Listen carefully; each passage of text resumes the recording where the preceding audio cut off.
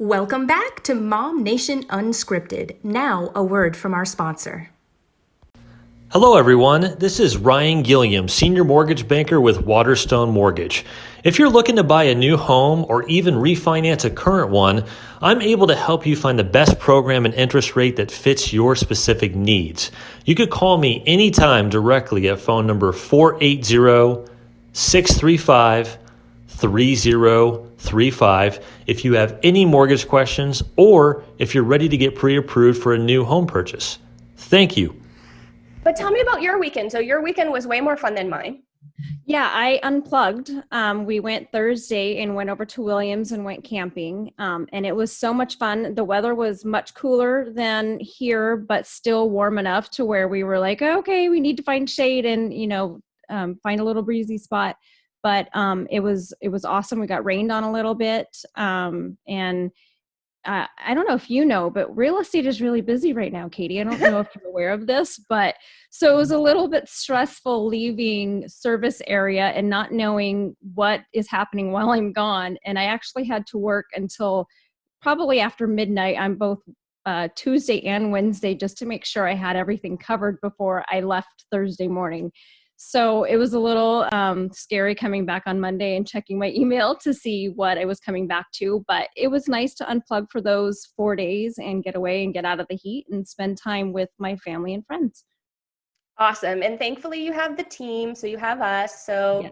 we were backing you up. So hopefully Monday morning wasn't too crazy. It looks It like really you survived. Yeah. You guys did well. You covered everything really. I mean, and we had listings go under contract and new listings that went up and buyers that we got under contract. So a lot happened. I had a good busy Monday catching up, but you guys had everything covered. So good job. Thanks. We try. We try to do our best. So when Jeni comes back, she's not too mad at us. Um, So tell me a little bit about Williams for those mamas that may not be familiar with Arizona. Where is that? How far is it to get there? What's the scenery like? That kind of thing. Yeah, well, it's just outside of Flagstaff. So it was about a 3.5 hour drive. And if you think of the movie Cars, that is basically based off of the little town of Williams. It's super cute, small little town. And there's a few little lakes out there. So we camped just out of Whitehorse Lake, but there's Dogtown Lake that's also probably about 5 minutes away from there. Just a lot of little lakes and forest. So you're up a little bit higher elevation, so it's cooler. So it's a good time to go camping in July, where it might be too warm in Payson or Prescott, Tucson areas around here. So a little cooler and lots of forest. So it's beautiful. That's awesome. And we don't have Beth today because she too is on vacation this week, like she mentioned last week. And she's always like this master with her segues into today's topic. Right. And we'll have to see how we did. We'll have to ask Beth when she comes back and see how we did, because I think that that's a fantastic segue. I think so too. Yes, into today's topic. So we're throwing around a word that we've been hearing a lot over the last couple of years, right? Yeah. You hear it a lot, but I don't know that we know what it means or when we're doing it and when we're not doing it. Right, exactly. And I don't know that everybody realizes just how important, especially being a busy mom and, having to take care of little humans.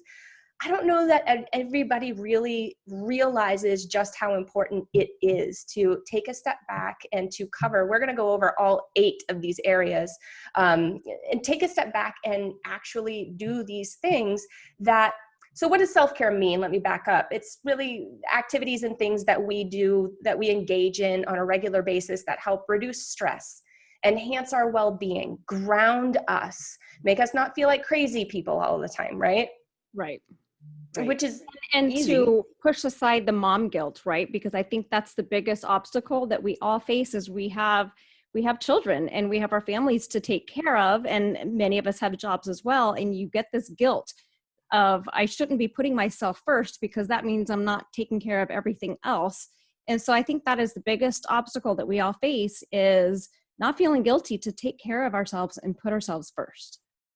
Well, and this what I'm about to say is kind of like maybe even seems a bit cliche at this point because we've heard it so much, or maybe I feel like I've said it so much, but you know how when you're in the airplane And they tell you to put your oxygen mask on first before you can help the children, or before you help the children. And it really is like, that can relate that to real life, Right. because Right. Go ahead. Sorry. no, it's okay. I really feel that, like, when I am depleted, when my oxygen mask isn't on, I'm not 100% for him. And I know that. Right. Right. It's so true. And, I went through a long period where I had my younger girls are just 17, 18 months apart. And so I really didn't have time to do anything other than focus on them. And I had my older 3 as well. So I went through a long period where I never spent time with friends. I never got out and I never did anything. And I look back at that period and I was not as good of a mom as I could have been, because I was drained, and they would want to play a game or me to spend time with them. And I just didn't have the energy or the enthusiasm in anything I was doing, because it was the same routine. Like, okay, we'll play this game again. Okay, we'll go to the park again. And I wasn't fulfilling my own self. So I didn't have anything in myself to give to them to, better parent them and spend time with them and be a better wife to my husband as well. So you've noticed just in your own life where it's made a huge difference between, your abilities to mom, Right. back when you weren't handling these things. And now, we live, we learn, we grow, we experience. So now you've learned these things. Now you're practicing these things. Super big difference, right?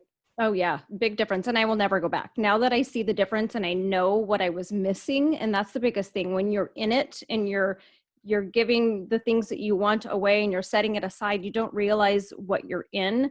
And then you come out of it and you're like, oh yeah, I neglected myself and I'm never doing that again.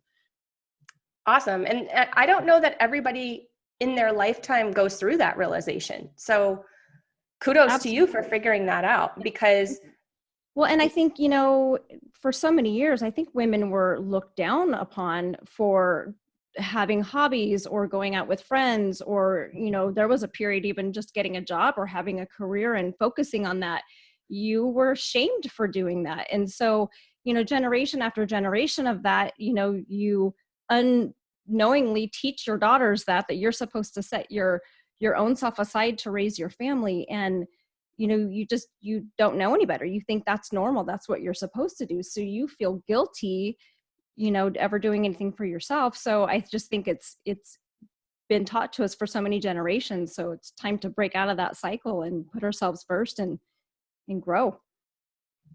100%, because if you don't deal with those things, okay, we're all human beings. If our human needs are not met, what is that going to start surfacing and coming out like? I mean, is that going to start looking like depression? Is that going to start looking like alcoholism? Is that going to start looking like, to the extreme, being suicidal? Like, is that because it's got to come out, right? So is that how it's going to come out?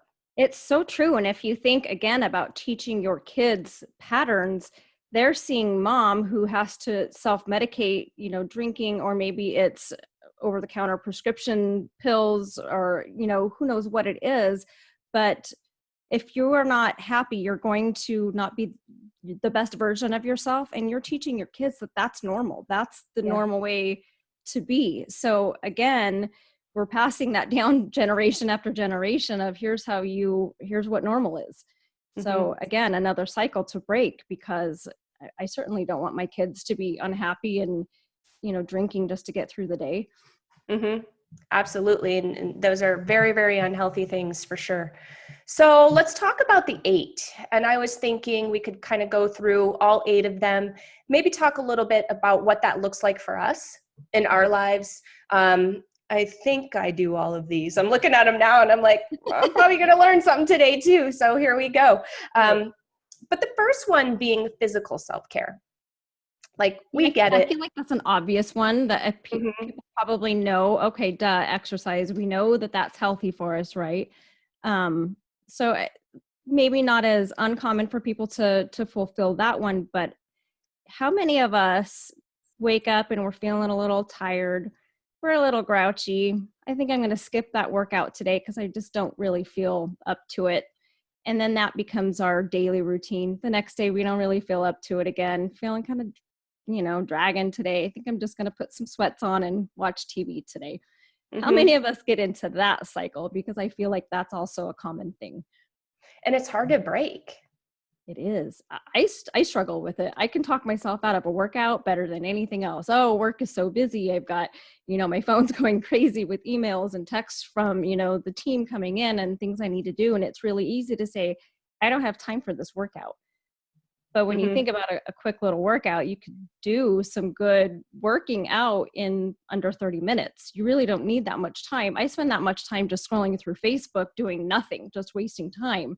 So Right. it's just a matter of really pushing yourself and doing what maybe you don't feel like doing.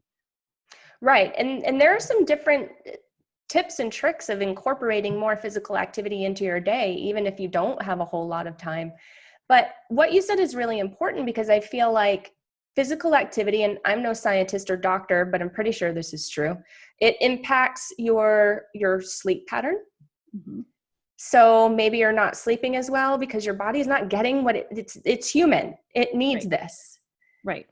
It's very true. I notice I don't sleep as well if I'm not working out. Mm-hmm. What else does it play into? It certainly releases, right, your mood. So it certainly releases that, is it dopamine that we need to have released so that we can feel happy? Is that the natural thing? So it does release that, right? And then think also on top of that, once you're moving, it's more easy to continue moving throughout the day. So you can either start your day off sitting on the couch, and then that's really hard to get out of that. You might spend your whole day not getting things done that you wanted to get done. Or if you start your day moving, maybe it's just a quick, 15-minute yoga session, just anything, just getting moving and getting your heart rate up. You're going to have a burst of energy where now maybe it's like, I think I can accomplish these tasks that I have. Maybe it's that you need to do the dishes, run some errands, or you have, a work list that you need to get through. You're going to get that done a lot more if you start your day doing something boosting your energy versus starting your day sitting down. Boost your brain activity too. Right. Yes. So for me, we all know, I know I don't have to preach it. I barely have any time to breathe because work is so busy, but that's okay because I love work. But for me, my normal routine is when I get up in the morning, it's somewhere between 6:30 and sometimes 7:30, depending on how late the night before went. And I don't mean party time. I mean work time. Was I up till 1 a.m. writing contracts? In that case, I like to give myself, I like 7 hours if possible, but at least 6.5. I know that I need to operate on at least 6.5. And that's part of physical self-care, making sure that you get the right amount of sleep, right? Absolutely. I think rest is just as important. If you're also, maybe you are doing the workout and maybe you are very physically active throughout your entire day, or you're giving yourself time to rest, because you also need that, and you'll burn out really quick if you don't have that rest time. Right. Everything needs that sleep to repair. So your brain needs to repair, your muscles need to repair, everything needs to repair during that time. So I do my very best. I even have an app on my phone that says, Katie, it's bedtime. It's time to go to bed. You know what I mean? And so that way I have that reminder. So wake up in the morning in between those hours. It's usually never past 7:30. And I have an app on my phone that's totally free. It's called Workout Women. I think I've shared it with you before. It's this pink app with a big W on it. If anybody wants to go check it out, it's in the App Store. And I love it because it's totally free. You can get the upgraded version if you want to do some additional things, but I don't need to. They have hundreds of workouts. And that's going to target whatever areas that you want to target, or if you want to do a full body or an aerobic or something like that. Hundreds of workouts that you can tap into. And I'm between 8 and 12 minutes per workout. And that's how long they are on this app. That's great. That I need to find that. That's a good quick, when I'm telling myself I don't have time to do my actual workout, that's a great get in there and get it done. Maybe I spend a few minutes less on Facebook that day and you get it done. Right. And so I've only missed 4 days this month. And what is it? the 20 something, 21st or something like that. Yeah. So I've only missed 4 days. And for those women in the room, you could probably imagine what 4 days those were. Right. But I've only missed 4 days. And so every morning, Saturday, Sunday, doesn't matter. I'm up. That's my routine. I do an 8 to 12 minute workout. Sometimes if I'm feeling saucy, I do it a little bit longer. I'll do 2, maybe, I'll do like Right. abs and arms or something like that. But that's become, it's become a habit for me. So that's been my sequence for a very, very long time now. And honestly, on those 4 days that I didn't, I felt off and I felt tired, and it just I wasn't as alert as I normally am. Right. Yep. I've been the same. I do a quick little weight routine in the morning, and then I do the elliptical right after. So my goal is to try and do weights for about a half an hour, and then I do 20 to 30 minutes on the elliptical. So it's about an hour. And if I really don't have time, I might just do some squats and then hit the elliptical and, skip or shorten it down to a condensed version. But I notice on the days that I don't do that, instead of eating fruit and a protein shake or something healthy for breakfast, I go to like coffee and a bowl of cereal or something carby and heavy, and I eat different, which immediately starts the day off in a different direction. So I definitely notice the days that I skip, I feel it the whole day. Yeah, it makes a huge difference. And nutrition is also part of physical self-care. So, making sure that we're not pumping our body full of refined sugars and empty carbs and, stuff that has all of where's Kelly Liston when you need her to rattle off all those big words that nobody can spell or pronounce, Right. Of the things that should not be in your food. It was a really good podcast that we had with her a couple of weeks ago. Was it a couple of weeks ago, about what you put in your body and how that makes a really big difference. And, that doesn't mean you can't eat anything that tastes good. Just stop it with the chemicals, guys, because your body's really not meant to ingest that. And that's causing a whole world of other problems.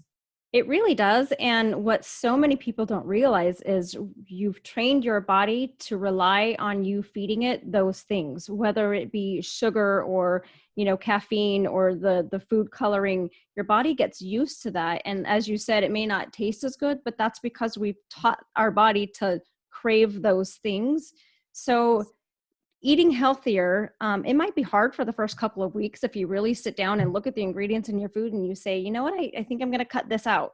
First week might suck because your body's craving that. But then once you start feeding your body healthier foods, it's going to start craving those foods, and you're nourishing your body rather than poisoning it. So again, back to feeling better, you're going to feel better throughout your day. You're going to have more energy. You're not going to feel bogged down. Or what's worse than a sugar crash? If you've ever eaten something sugary for breakfast and then you get that, hour, 2 hour later where you're so tired and have no energy, that's not the best way to start your day.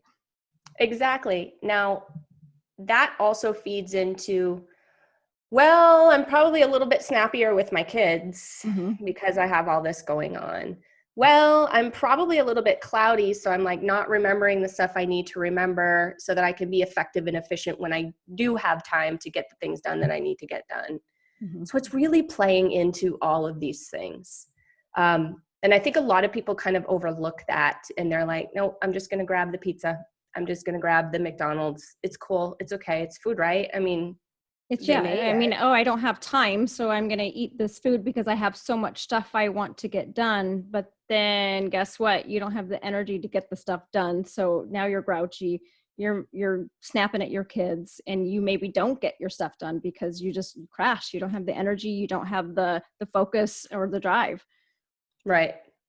So what are some things that, just some tips, like moms that are busy, that are really wanting to transition into getting more physical activity during the day? Like what are some different things that you do?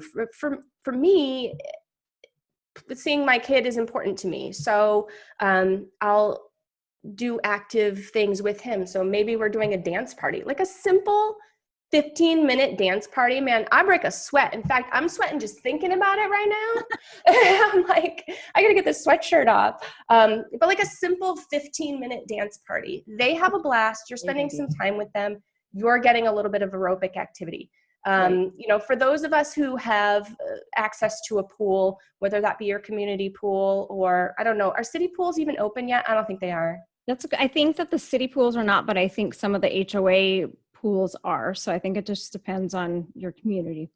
Depending on where you are, yeah. So if you've got access to a pool, what kid doesn't love swimming or playing in the water or whatever? You know, so we'll go in the pool and my kid does whatever he does and I'm watching him do jumps and all of this stuff. Well, then mom goes on missions, maybe, you know what I mean? And I'll take the float and paddle behind it. So like my arms are on the float, but my legs are really getting the workout. And I will literally do just legs all the way back and forth in the pool. So my kid is like, cool, mom's swimming with me, having a good time. We're doing missions, we're doing things. And my ass is like, cool, we're getting a workout. And that's really good. You burn a lot of calories in the pool because the water is resistant, so it's pushing against you. So it's a great workout and you don't get sweaty and hot because you're in the pool.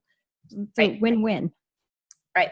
So those are kind of like my sneaky, or I have a 2-story home. So I'll be like, okay, time is short. I got to clean and I got to do some physical activity. So we do them both at the same time. Or I call me, we, I don't know. Anyway, so I'll like, you know, okay, it's laundry day. Well, that means I've got to run up and down the stairs 1,000 times because I've got the washer dryer downstairs, but everybody's dressers and closets are upstairs, right? Right. So I won't, you know how sometimes when we're coming in from the grocery store, we will add bags all the way up, all the way, like walk into in the house like this, you're about ready to fall over because you don't want to go back out. It's Hell's Kitchen out there. And you're like, I don't want to go back out and get more grocery bags. So I don't use that tactic and I travel light and I'll maybe take one pile of clothes or a couple of hangers, go up, come back down, keep doing it. And I maybe do, you know, 10, 20 times, something like that. That's a great idea. It's a good way, you know, to your everyday life. Sometimes our everyday life gets a workout in. So, you know, walking up and down your stairs, that's something. You're moving your body. And I think that's the key. And I think a lot of people scare themselves out of doing a workout because they think it has to be this long commitment. And it really doesn't. It just needs to be something. You need to just get your heart rate up. And I think they say if you can do that for 20 minutes a day, that's going to greatly improve your health. So it doesn't need to be a big commitment, and find something that you enjoy. You know, I enjoy lifting weights because it's a quick, I can do, you know, 3 sets of 10 of something, and it's a quick versus cardio where you have to really get your mind to stick with it for a long time. And that's much harder for me. For other people, it might be dancing, it might be yoga, it might be just going for a brisk walk in the morning before it gets too warm. You know, you have to find your thing that you enjoy. I love the dance party idea with your kids. Like, that's fun. You're including them, and you're getting your heart rate up. So that's a great idea. And I don't have these things, but aren't there some like video games out there? Like, I might be dating myself, but a Wii or something. I seem to remember those are also very physical things. So if you've got access to something like that, and do bowling with your kid, tennis with your kid, they're very I've played it a couple times. And yeah, we actually have the Wii set up for our girls in our spare bedroom. We have the Wii set up and they come in here and they do tennis. Think that they have a dance one where you gotta, you know, just dance, where you follow the dance steps. It's fun. And especially if you're doing it with your kids, you're interacting and bonding with them and laughing and having fun. Absolutely. So sneak in some activity whenever you can, even if it's just walking up and down your stairs 20 times. Right. But hey, it works. And I'm like, oh, I'm getting a little firm back there. Maybe I should do it 40 times. Yeah, exactly. So that's physical. What we didn't talk about in physical that's also lumped into there on this particular guide that we're using today is physical touch and sexual needs, which I think is huge. And I think a lot of times, like, come on, at the end, if I work till 1 a.m, like I work all day, work till 1 a.m, I'm like, not feeling it, you know, so I'm not like, But the more that time goes by and the more you're not feeling it and the more that you're not giving yourself that human need, I feel like that comes out in frustration. Absolutely. You may not know it. That comes out in depression. That comes out in, it's going to come out. It's true. And not only that, but you're losing a bond with your partner that is also going to put more strain on you in your everyday life if you don't have that closeness with them. Exactly. So we didn't really get into it, but that is part of the physical self-care. So that one area, kind of embodies everything physical there. So the second area is psychological self-care. And I'm so glad that I have you on the cast today, because we've known each other for several years, and there has been a lot of growth for the both of us. And I think I am especially proud of you because you're so resourceful and you have, and maybe you can speak in detail about this, but you've been listening to some different podcasts and some different things like that is really about mental health and really about learning new things and learning how to deal with emotions and all of that. So tell me a little bit about that and what you've learned and kind of what started you on that journey. Yeah. So my New Year's resolution this year, rather than necessarily a resolution, it was the word strong. I wanted to get stronger physically, mentally, financially, emotionally, in all areas. I just wanted to strengthen myself. So, I knew how to do the workout. I know how to check that box. And, I knew what I'm going to do financially, what I'm going to do to check that box. So I struggled a little bit with how am I going to make myself emotionally and mentally stronger? How do you do that? And so I don't really have time to sit down and read books. I'm sure there's a ton of them out there, but I don't have time to dedicate to that. So like podcasts, that's the perfect way for me. I listen to them while I'm in the shower in the morning, while I'm working out, while I'm working throughout the day. I just always have them going. I probably listen to at least 4 podcasts a day, if not more. So I went through and started finding self-help, motivational, any word I can think of, looking for podcasts. And I found quite a few. And I prefer shorter ones. It's hard for me to really listen to an hour-long podcast. So if I can find something that's in the under a 30-minute range, that's perfect for me. But I started listening to things that show you, what are your reasons why you do something? If you react a certain way, what is, it started teaching you to find your trigger points, what things upset you. And the biggest thing that it taught me was to set boundaries. And I'm a people pleaser. So I was neglecting myself in that I would do things I didn't feel right doing or didn't want to do, or that were mentally draining to me. I would go along with that because I didn't want to upset the other person and say, no, I'm no longer going to do this or allow you to do this to me. And sometimes that means distancing yourself from toxic people. And for me, it did mean that I had to distance myself from certain people and just create that boundary. But along with that, there was also one of the things that I was learning was about drinking. And I'm not a big drinker, but how many of us come home at the end of the day and say, I've had a really stressful day, I need a drink, or I'm going out to do something and socialize and I feel awkward, so I need that drink. And I started thinking, well, why do we need that drink? The idea of needing something. Same thing with coffee in the morning. Why do you need that coffee? And I'm one of those really stubborn people that doesn't want to need something to get through something. So I learned so much investigating and researching that, of why we turn to alcohol. A lot of people say, oh, you have it to have fun. But this podcast that I listened to talked about how we had fun when we were little and we never needed alcohol. So right. You don't need it to have fun. It's just you've taught your brain that you need this. And so your brain, and when you go to do things that are fun, your brain is like, wait a minute, you're used to having the alcohol, so you need the alcohol. So you think you need it. So it's just kind of an interesting thing. But I went through that with so many different areas of my life, saying, why do I do this? And let's research why. And they just kind of helped you find your triggers in everything. What is your trigger? Why do you respond or react that way in everything you do? And I've grown so much. I just started doing this in January. So we're just a little past halfway through the year. And I feel like I'm such a stronger person. So podcast people. Yeah, 100%. And find what speaks to you, because I think, you had a little journey through kind of finding out which ones that you like the best and what spoke to you the best and what you really connected with.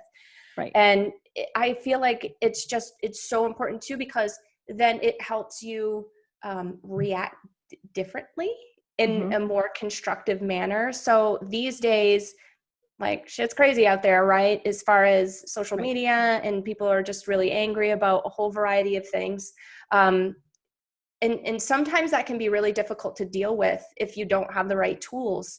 And finding the right tools can look like seeing a professional, right? So we've got Laura Wood, who's amazing, and she's actually been on the podcast a couple of times. I've done live and learns with her for MOMnation a couple of times. It can look like that, or it can look like just what you're doing, which is I know it's making a huge world of difference in just your stress level. Just because you're filtering information now even differently. Right. It makes a big difference when you understand how you see it, like I said, your trigger, and you start to see it coming, and you can break that cycle and say, I'm not going to be this way. I'm not going to let this upset me anymore. And you draw that boundary and say, no, somebody might say something to you, or you might read something on Facebook that's upsetting, and you make that boundary. Maybe it means unfriending or unfollowing a news source or a friend, or maybe you say, I'm going to shut Facebook off today, and I'm going to walk away. And this is, you make that boundary and say, this is not how I'm choosing to live my life today. And that's the biggest thing. Everything is a choice. You have a choice. My biggest thing is, I have a choice to be happy. Today, I want to be happy. Everything is a choice, and you choose happiness. And if you don't really work hard at choosing happiness, you won't be happy. And the more gratitude you have, and that is another topic that I want to touch on, is I started doing daily gratitude logs, and rather than writing it down, I started doing it with my girls at dinner. So at dinner, we sit down and we say, what are we thankful for that happened today? And I really encourage them to pick small things. You don't get to say like, oh, I'm thankful because I have my dog and I love my dog. That's great, but we always have our dog. So let's really dig deep and look at what happened today. Did you, your friend came over and you got to play? That's something new. Or you got a new pair of shoes. That's, something new. That's something fun. Or maybe it's just you heard a song that you really liked on the radio and it made you feel happy. And so again, with that being a choice, if the more you start looking for things that make you happy, the more you're going to focus on those things that make you happy. And I encourage you all every day, choose happiness. When somebody says something to upset you, you have the choice of responding with anger, or you have the choice of saying, I'm going to be happy, and I'm drawing that boundary, and I'm not going to let that person or that thing ruin my mood. And I think discovering these things about yourself and going through and listening to the podcasts and, figuring out your truths and your triggers and your real humanness, I think that also helps you develop compassion for others. Right. And understand that everybody has a story. I've got a story, you've got a story, she has a story, she has a story. They're all different. We all think differently because of our stories. Maybe it was how we were raised or whatever, or current struggles that we're dealing with. You look at a person, you don't see all their struggles. You don't know what goes on in their life, what they're having to deal with, what they're up against, what their mental capacity is, what their emotional capacity is. Like, there are so many factors that drive why a person reacts the way that they react. We don't know that. Right. And so learning that and developing some compassion really helps with those triggers. And now triggers equal stress, right? So it really helps with those triggers to get past that and to choose happy. Hey, really sorry, sir, that cut me off on the freeway, that you felt like you needed to do that, but you don't know who I am. And I know not to take that personally. Now. Right. They probably didn't mean it. And even though you're angry and your gut reaction is to, flip them the bird and start screaming out your window, what good is that going to do? That person probably didn't mean it. It wasn't a personal thing. And maybe they're just in a rush, or maybe they prevented you from being in a car accident. I always Yeah. think of the what if. Maybe had you gone and they didn't cut you off and you were 5 seconds ahead on the road, you would have been in a car accident. There's so many what ifs that play into things. Either way, they cut you off. So now what are you going to do with it? Continue on and be angry, or let it go and continue on and be happy? Choose happiness. Guarantee you it's going to be a lot better the rest of your day. Exactly. There is something that it's a book, but again, no time to read books either over here. So I just listen to books on tape, and it's called The Four Agreements. Have you ever heard of The Four Agreements? I have heard of that, yes. It's amazing. And one of the four agreements basically says, don't take anything personally, because here's the explanation. And I'm sure the person who wrote the four agreements does it way better than I do it, but here's how I understand it. Nobody does anything because of you. It's always because of them. It's always what's going on with them. Even if they do it to you, it's not because of you. And so again, read it, listen to it, because there's a lot more detail and explanation in there that you need to go along with that. But I got run off the road actually on Saturday, completely run off the freeway, the 101, doing 70 miles an hour. I didn't tell you. Oh my gosh.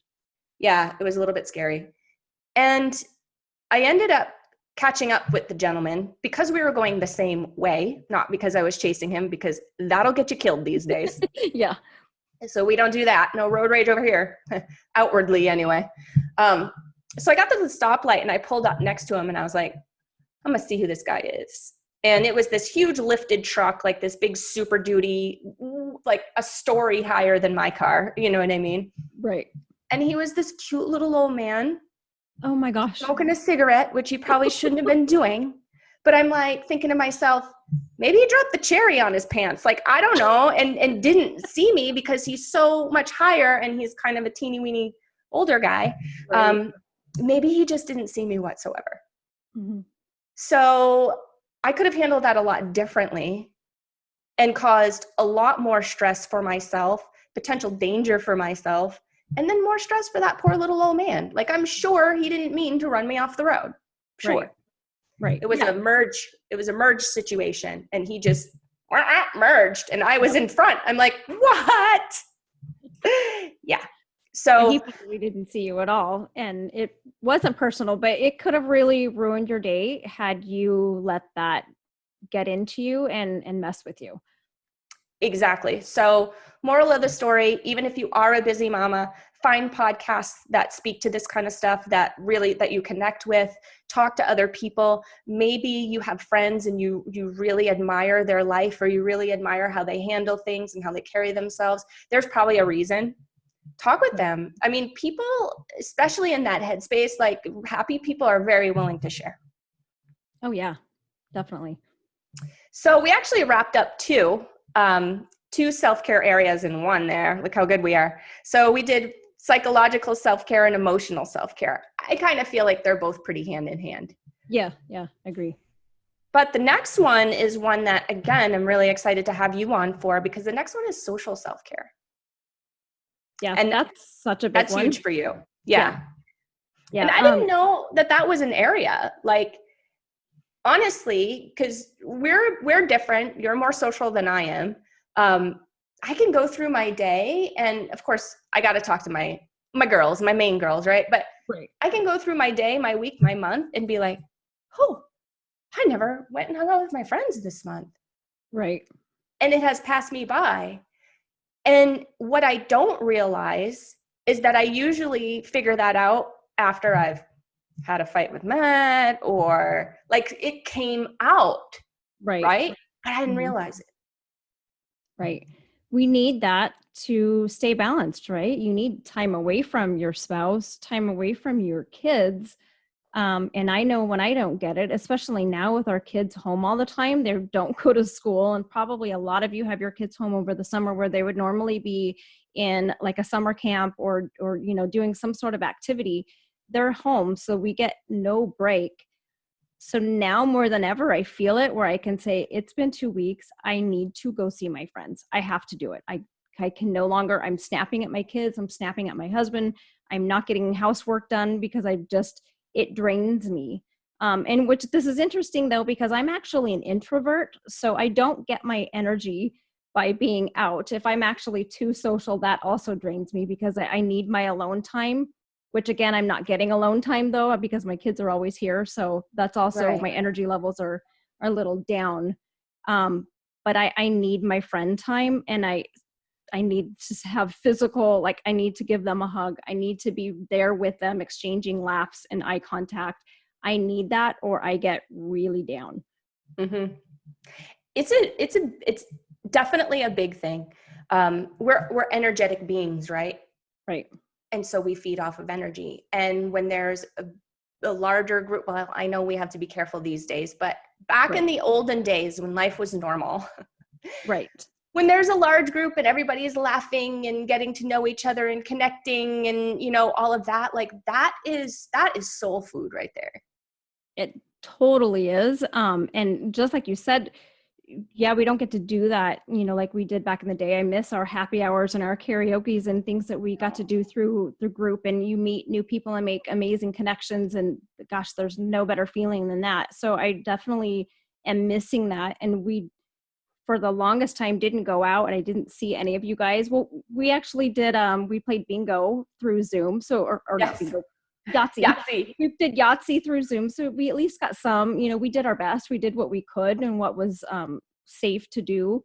But then there was a period when that wasn't good enough anymore, and I needed to take it to another level. And we don't go crazy and go out with a whole large group of people or around a lot of people. We stay safe, but I do have my close group of friends that we will have dinner. And it's 3 or 4 people. It's not like I'm around a whole bunch of people, but I have to do this or my mental health is not well. I have to socialize.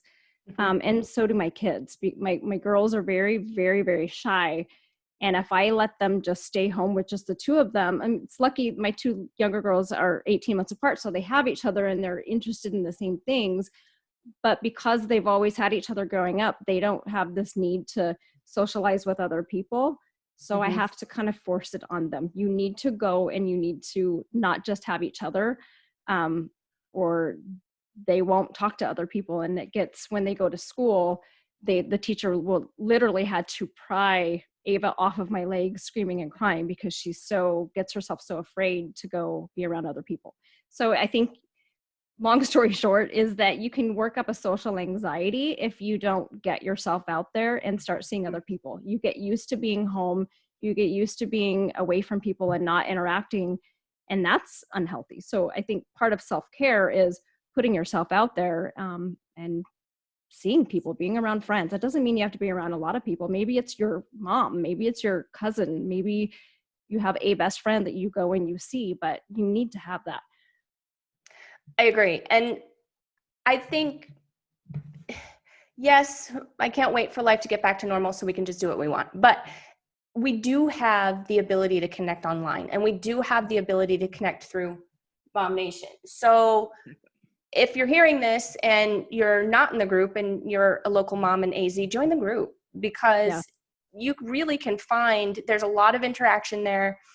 There's thousands of posts per week, like thousands, trust me, I know, because I watch it. And there's a lot of opportunity to meet people that are like you and to at least get that communication started, right? Yeah. We have some events that we have thrown out there here and there that are like the Yahtzee. I don't know if it's up yet, but I'll just spill this little juicy goodness. There's going to be a virtual bingo coming up. So that's going to be an event on our calendar. We just did a scavenger hunt a couple of weeks ago, which was super fun. So including yourself in those things is, I think, where it's not that 100%, I can give you a hug and, we can have dinner together and we can feel each other's energy. At least it's some adult time and it's some adult conversation. Absolutely. And we were all laughing. The scavenger hunt was a ton of fun. It's the next best thing to getting to go out and to go actually see people in person. This is your next step that you can do and still socialize. And I met new moms that I hadn't interacted with before. And we laughed and we had a good time. And the same thing when we did our Zoom Yahtzee, we each had a drink and we laughed and we played like 2 or 3 games and we laughed and laughed and laughed. It was a great time. So do that. Do it if it's with friends or family, but do it. It's so much fun. Absolutely. So I 100% think social self-care, that's a big bucket right there. Well, we're halfway through. So the next one is financial self-care. And so that's basically like being responsible with your finances, like your living expenses, your, savings, and having just an awareness of money and kind of a conscious relationship with money. Right.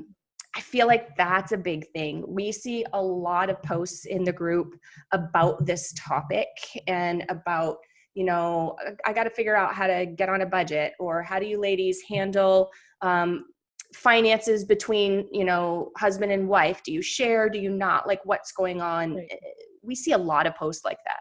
There's a lot of that. And I think I'm going to guess that the impulse shopping is probably higher now more than ever, where people are bored and it's so easy to hop on Amazon and order something and know it's going to be here tomorrow or the next day. And it's almost becomes an addictive pattern to where you start to feel down. So you go shopping to try to fulfill something. And I bet that's happening a lot. Yeah. And so that I would think falls into the financial self-care, because you are feeding a bad habit. And again, with the trigger word, I think we need to find what our trigger is. And when you start to feel that trigger, find another way to self-soothe yourself. You're bored. Is it because you haven't had physical activity today? Is it because you haven't been eating well? It all balances out. If you neglect one end, you might overdo another end, and that might be the shopping. And spending money on random things on Amazon constantly is not healthy. It's a slippery slope, because now you're putting yourself into debt. Maybe you weren't in debt before, or maybe you were, and now you're even further in debt. So how are you going to feel when that credit card statement comes, or, whatever it is, when it's time to pay? How are you going to feel about yourself? Are you going to feel like, oh, wow, I'm an awesome person? Or are you going to feel like, I have no willpower, I shouldn't have done this, like I'm screwing up what I've got going on here, this really impacts my family, Mm-hmm. And then I also see too, where people are bitter at their other friends and family who maybe just bought a new car, or are, saved up enough money for a down payment on a house, and they're buying their house, and you're over here like, well, that's not fair. I want those things as well.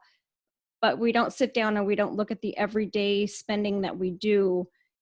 A budget is huge. And if you can follow that, I think that, that's just a big part of self-care. Do you really need these things? Do you not?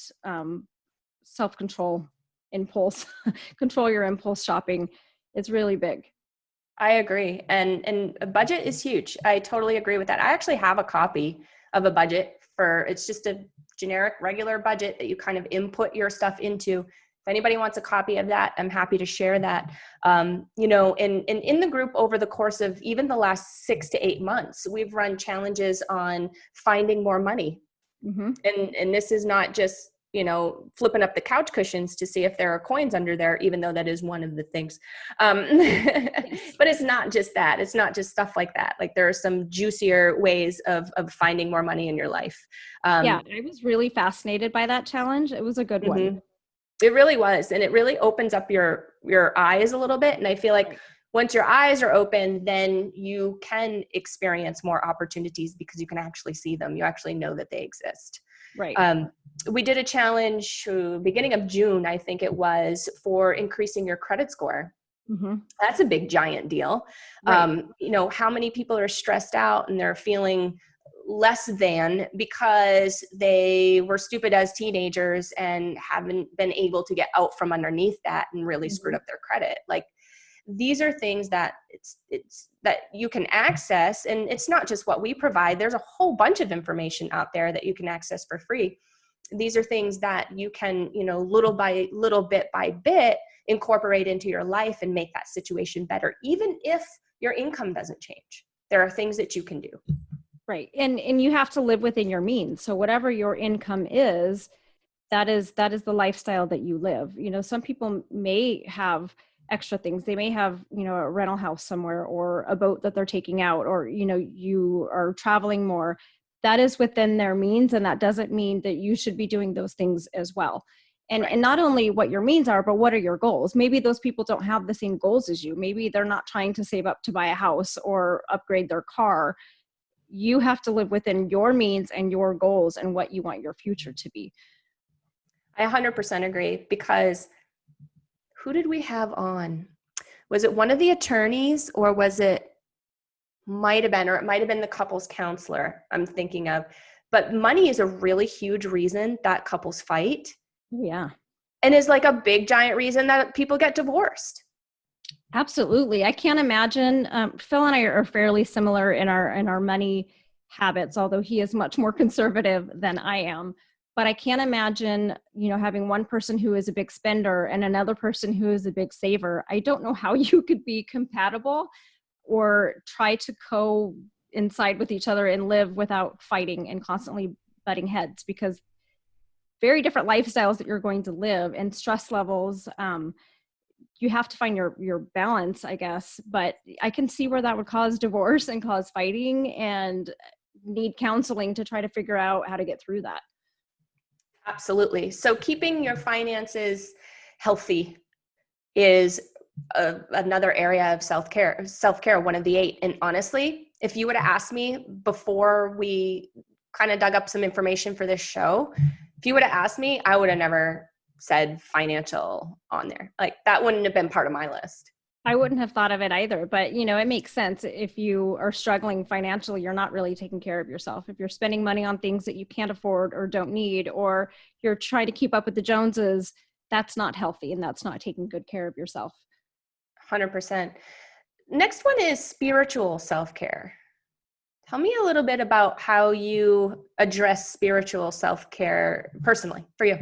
So I think this can be different for so many people. I'm not a very religious person, and a lot of people, you associate spiritual with religion. And I think that that's not necessarily the case. It might be meditating, or for me, it is, I have my quiet time and I need to just get within myself and maybe it's kind of a form of meditating, but it's shutting everything else out and just focusing on my gratitude, what things I have to be thankful for, and really focusing my energy on the happy things that I have going on in my life. So for me, that is my form of spiritual care, is just realigning my energy. Because I tend to focus a lot on energies, and I am an empath, so my energy kind of absorbs other people's energies. So if I am around somebody whose energy is off, I kind of absorb that and my energy can get off. So I have to ground myself,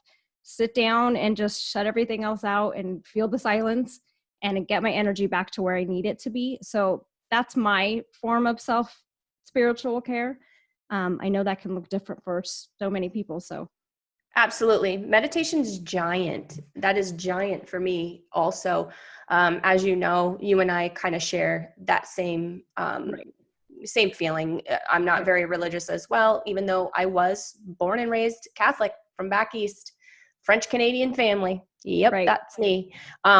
But that's not a practice of mine any longer. And I do just what you do, and it does a lot for me. But I do know, we have several friends that are religious. They do attend church or, go to the temple or whatever it is.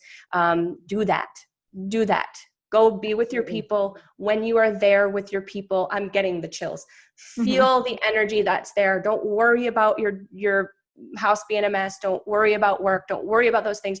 Those are the times for you to really just replenish your energy, however that looks. So it looks a little bit different for Jeni and I. For some people, it looks different for. So huge and important. I love your gratitude moments. I do that too.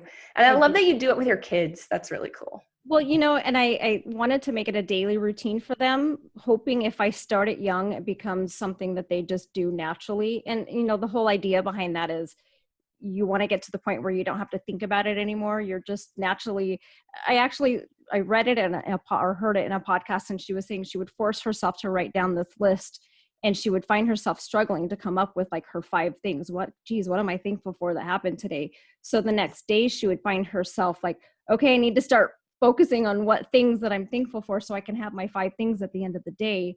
And you do that so many times that it becomes natural to where you're like, oh, this person opened up the door for me. That was really sweet. And you start little things, but the little things that make you happy, and you have those all throughout the day, and you're just happier throughout the whole day. How amazing is that? Totally. Totally. And it's really made a huge difference in my life. I can remember being before gratitude. Yeah. Wasn't so good. After gratitude, much better. Yeah. The next two kind of go hand in hand, and it's environmental self-care and professional self-care. And the reason why I say that they go hand in hand is because the explanations of both are fairly similar, even though it's two different places, really. So like environmental self-care, well-maintained and clutter-free home environment. So whatever that means to you. Yeah, you know what? Sometimes the laundry gets backed up at my house. Sometimes the dishes get backed up. I call that to-dos, like I'm gonna have to do that. But I don't necessarily, that's not like permanent clutter, right? So I can understand this one very much so. Well, you've been to my house, you know what it looks like. Yes. It looks like that most of the time, because I can't have clutter. I can't have things out of place. And whatever that is, and whatever, that means about my personality, it is what it is. That's how it is. And in order for me to perform well in terms of, my happiness level and my worries, I need that environment to be clean, not only of clutter, but I'm going to throw in, Kelly Liston will be proud of me here, I'm going to throw in like chemicals and junk like that too, because I think that makes a really huge difference in terms of how I feel in my environment. Absolutely. And I think it can cause some issues. So for you, what does your environmental self-care look like? I think the clutter goes in with that.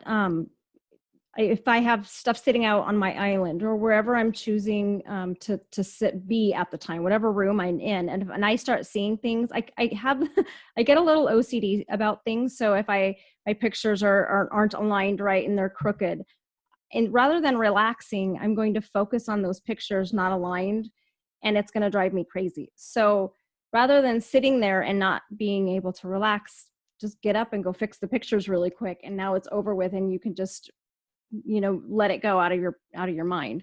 So for me, it's kind of whatever. If I'm around if the dishes are backed up but I'm not in there, it doesn't bother me so much because it's out of sight, out of mind. But whatever room I'm spending my time in, I need it to be somewhat cleaned up. But let's keep in mind, I have kids and I work 5 of them. Exactly. So while I'm working, I'm actually in the back room right now. My kids are out probably destroying the house. So I have to be realistic, and I've had to kind of loosen myself up a little bit and realize my house is going to be cluttered because I have kids. So again, with the choosing to be happy, I can either just be uptight and be upset and be, yelling at them, we have to clean the house, or I can just learn to say there's going to be some clutter. There's going to be things on the floor, and I can just choose to be mad, or I can choose to be happy and just accept it. So that is kind of my mindset with it, is learning to accept that there will be clutter in my life and in my house, and not letting it get to me as much. Totally. We did a clutter challenge in January. And I participated in that. And some of these ladies, oh my gosh, some of these ladies cleaned out their whole garage and all their closets and things like that. Like, how many of us don't even want to go there? Like, I don't even want to open that door, you know? Right. But that, go ahead. That's okay. That'll weigh on you. It does me anyway. That's exactly what I was going to say, is you don't realize how much it weighs on you. And Beth did a great job of walking you through that and how helping you understand how much it does weigh on you, and how, you hold on to things that really don't mean anything. And once you start going through a drawer, you're like, why the heck do I have this receipt from 2 years ago from, a pair of shoes that I bought? You don't even know what's in there. And all you're seeing is that you just have this drawer of things, but none of it's important. And it was stressing you out for however long. You're avoiding opening up that drawer, when in the end, maybe it took 20 minutes to go through and throw out a bunch of meaningless things. It's worth that 20 minutes to just do it and not feel stressed out about it anymore. It really is. And think about, so when I did the challenge, I did my office, and that was the only room in my house that needed it. The closet also. And I just felt so much better about myself too, because here I am walking around being like, oh yeah, I can't even accomplish cleaning out my own closet. Like I can't even figure that out. You know what I mean? And I'm kind of like, I don't do this very much to myself, but I was during that time because I had lived in my house now for a year and a half. Right. And I'm like, I still haven't organized my office. And this is the place that I spend most of my time in. And I still haven't done that. So Beth made it very, very easy to do. And I did unload a lot of things, and it was kind of cool. And it felt really good to count how many things I got rid of. I think I got rid of like 250 things or something like that. Right. And that felt really cool. And, a thought that I just had that just popped up, and you're going to think this is funny because we're real estate agents, but you might figure out that you don't need to upsize and get a bigger house if you clean out all of the junk that you haven't seen in 10 years. Like, imagine that, going back to financial self-care. Like, you just save yourself a buttload of money. It's so true. And actually, Phil and I have this talk all the time because I'm always like, we need to get a bigger house. And he's like, no, we need to get rid of a bunch of things.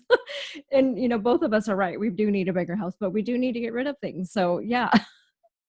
So it can help you out in more ways than one. I still say buy the house, Well, because it's fun, and that fulfills other things. That must fulfill something here. I know, something on the list that fulfills. Awesome, Jeni. Well, it's been real, sister. What do we want people to do?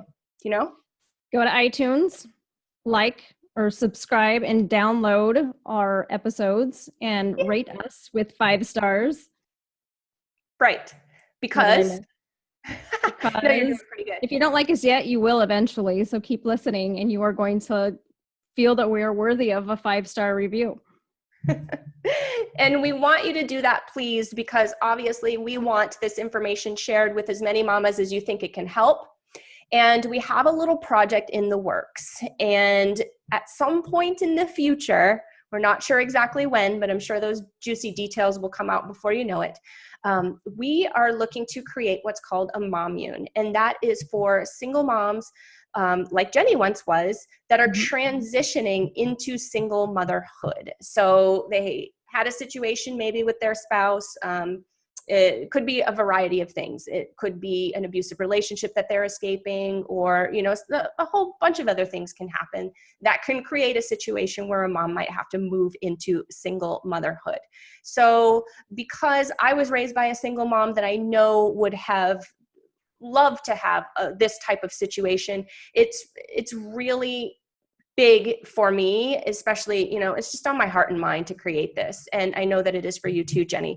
And what it is it's going to be a resource for these single moms that they may even be able to get housing, temporary housing, to just get life figured out, get back on their feet, get a new job, get their resume redone, get whatever it is that they need to do to get moving in the right direction.